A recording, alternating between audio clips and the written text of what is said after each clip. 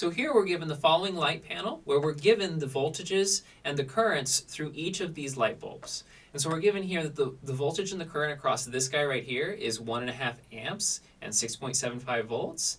And we're given that the current and the voltage across each one of these light bulbs are each 0.5 amp, 0.5, and 2.25 volts. And this is all being powered by a 9-volt battery.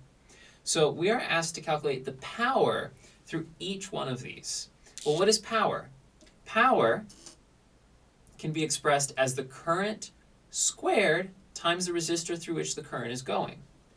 It can also be expressed, if you remember, volts from Ohm's law are equal to current times resistance.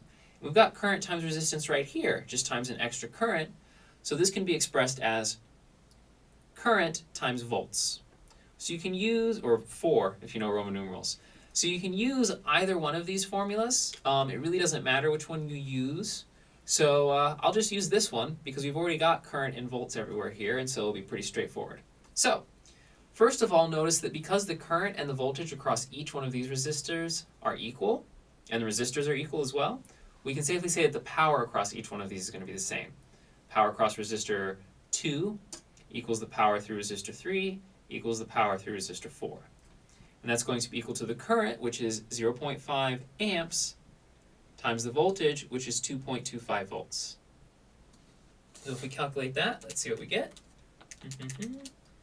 1.125 watts.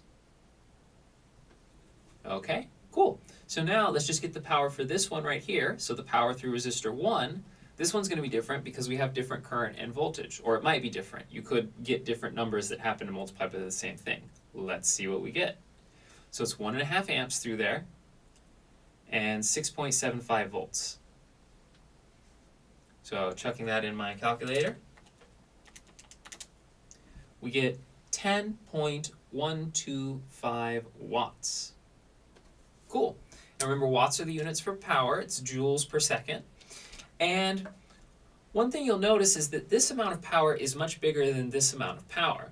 Now, what does that physically do? Like, what's happening?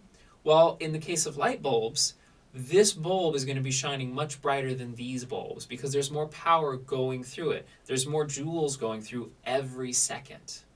And so this light bulb should be much more bright. This should make a lot of sense as well because notice, well, the current gets split right here and is separating and going through these 3 resistors. And so if the current has to split up, you can think of it, don't put this on a test, but you can think of it as the light juice is splitting and going through these 3 guys, and there's less of it to go around before they group back up and get refueled by the battery. So however you think of it, this is the formula. These are 2 of the ways to express power, and this is what we're getting. 1.125 watts for each one of these, and 10.125 watts for this resistor right here. And that is this example.